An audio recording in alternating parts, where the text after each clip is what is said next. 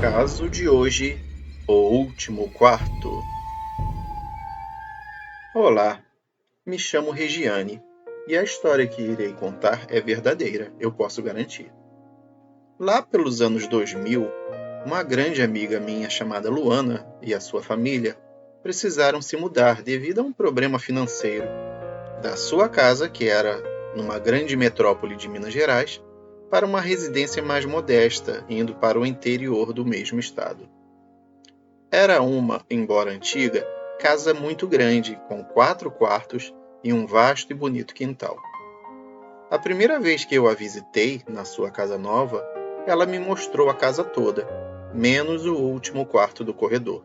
Simplesmente, eu achei que ela tinha esquecido e deixei para lá. Depois de mais algumas visitas, aquilo começou a me incomodar. Eu achava estranho a gente andar por toda a casa e nunca entrarmos lá. Ela nunca me mostrava esse quarto, nem falava sobre ele ou sobre o porquê da porta dele estar sempre bem fechada e trancada. Finalmente, criei coragem e perguntei sobre o quarto para ela. Ela me falou que os pais dela não queriam que ninguém entrasse naquele quarto e que por isso ele ficava sempre trancado. Na minha ingenuidade, eu achei que eles deviam guardar algum cofre lá dentro ou objetos de valor e não queriam que ninguém soubesse. Depois dessa resposta dela, minha curiosidade diminuiu um pouco e eu não dei mais importância para o quarto. Em uma determinada noite, a Luana me pediu para dormir na casa dela, porque os pais dela iriam viajar, e ela não queria ficar sozinha naquela casa enorme, numa vizinhança que ela ainda não conhecia muito bem. Então eu fui para lá. Conversamos muito, assistimos um filme e depois de um certo tempo fomos dormir. Quando eu já estava dormindo há um bom tempo, acordei, no meio da madrugada, com vontade de ir ao banheiro. O banheiro ficava exatamente no fim do corredor, em frente ao tal quarto, que ficava sempre trancado. Eu tive que andar bem devagar pelo corredor, já que estava completamente escuro e eu não conseguia enxergar nada. Quando eu cheguei no banheiro, eu fiquei ali parada por um tempo, tateando com as mãos, procurando pelo interruptor da luz. Então, do nada, eu escutei uma voz bem baixinha e distante. Não era minha amiga, pois a voz parecia ser uma voz de homem. Eu fiquei parada lá por alguns instantes, tentando descobrir de onde estava vindo aquela voz. Parecia que estava vindo do quarto à minha frente, e eu não conseguia entender as palavras, mas dava para entender que era a voz de alguém falando alguma coisa. Eu também sabia que a Luana e eu éramos as únicas pessoas na casa. Então eu achei que podia ser algum ladrão que tivesse entrado pela janela para roubar alguma coisa. Eu fiquei completamente apavorada. Finalmente eu achei o interruptor da luz e o acendi. O curioso é que assim que a luz acendeu, a voz se calou. Quando olhei para aquele quarto, eu notei que a porta estava um pouco aberta. Eu levei um grande susto, pois eu nunca tinha visto aquela porta aberta antes. Corri o mais rápido que eu pude pelo corredor, até chegar no quarto da Luana, e a acordei com várias sacudidas. Nem preciso dizer que naquele momento eu não conseguia dizer uma palavra. Ela tentou me acalmar, enquanto eu tentava freneticamente explicar para ela o que eu tinha visto.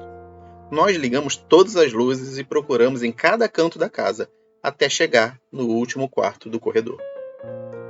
Eu lembrei de que quando eu tinha ido ao banheiro, eu tinha visto uma pequena fresta da porta daquele quarto aberta. Só que agora, a porta parecia bem trancada de novo. Eu falei isso para a Luana e ela falou que eu devia ter sonhado com aquilo. Meu coração parecia que ia sair pela boca.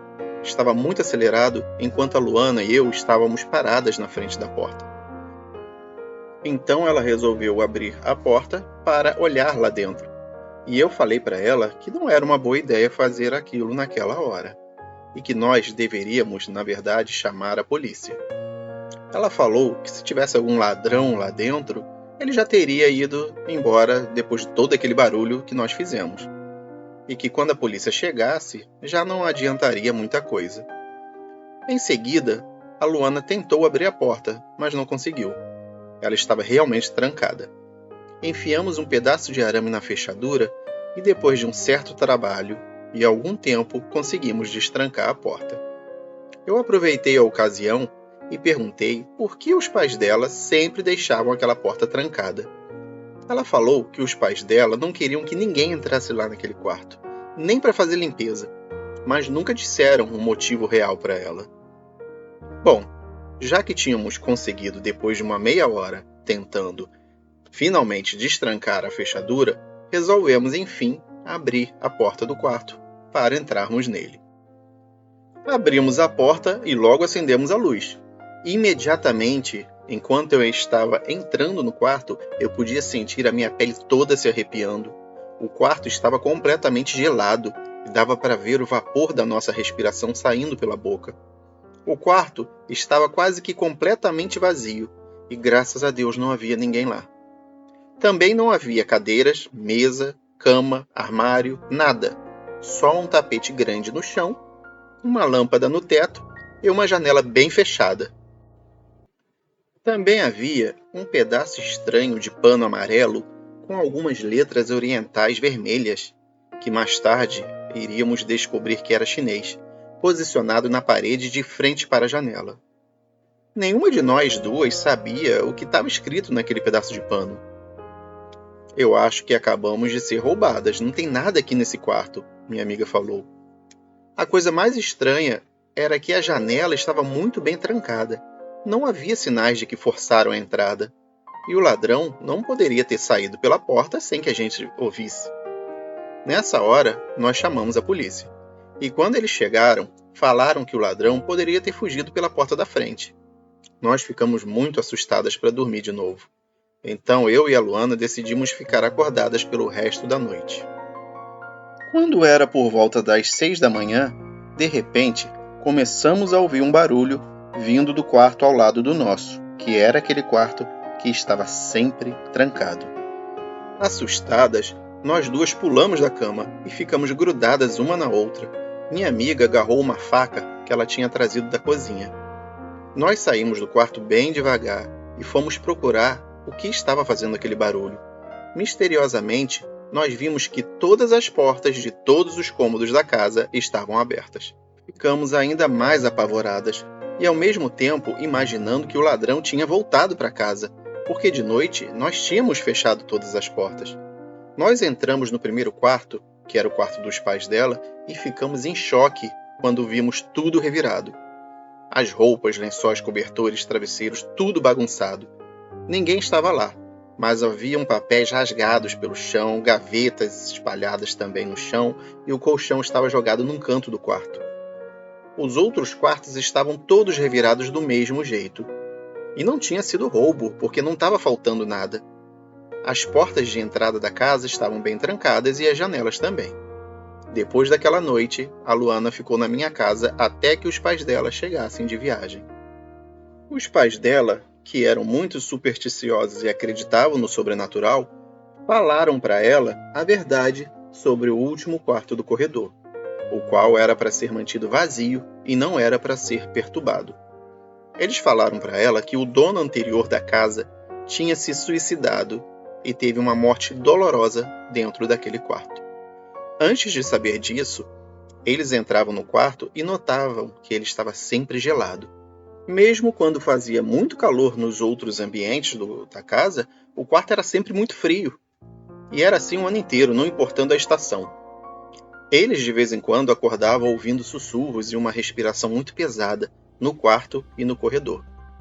Os pais dela, com medo de assustar as pessoas, nunca contaram sobre os encontros sobrenaturais e sobre a história da casa. Uma vez o pai dela acordou sentindo uma mão gelada no rosto dele. Outras vezes acordava com manchas roxas e indolores pelo corpo todo, como se tivessem beliscado ele. E isso acontecia sempre quando ele tinha ido no quarto no dia anterior. Um monge budista, amigo dos pais dela, falou que era para a porta ficar sempre trancada e não era para ninguém entrar naquele quarto, para ninguém nunca abrir a porta. De vez em quando, ele aparecia lá e colocava uns pedaços de pano amarelo na parede, com palavras em chinês, supostamente para dar paz ao espírito. A família dela está na casa até hoje, e tudo fica na paz, desde que o último quarto do corredor não seja perturbado e a porta fique sempre bem trancada.